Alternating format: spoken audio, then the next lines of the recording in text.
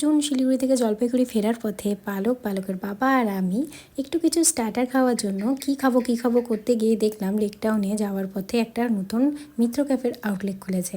তো মিত্র ক্যাফে তো তোমরা নিশ্চয়ই জানো, ভীষণ নাম করা, অনেক বছর ধরে শিলিগুড়িতেও আছে আর বিভিন্ন জায়গায় আছে। তো এখানকার অ্যাটমসফিয়ারটা জাস্ট অসাধারণ, বাঙালিয়ানা একটা ব্যাপার। যদি তোমরা চাও যে কোনো জায়গায় বাঙালি খাওয়ার, তো তোমরা মিত্র ক্যাফেতে কিন্তু অবশ্যই যেতে পারো। তো যারা যারা যাও তারা তো জানোই। তো কার কার ভালো লাগে মিত্র ক্যাফেতে তারা কিন্তু কমেন্ট করো অবশ্যই। তো এখানে আমরা নিয়েছিলাম ফিশ ফিঙ্গার আর চিকেন তন্দুরি।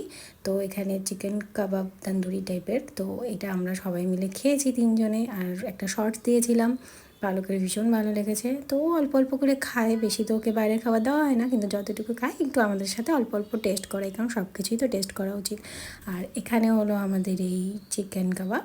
তো আমরা ভীষণ এনজয় করে খেয়েছি, তারপরে সবাই বেরোয় পড়লাম এখন বাড়ি যাওয়ার পথে। তো চলো, টাটা বাই বাই, নতুন ভিডিওতে আবার দেখা হচ্ছে।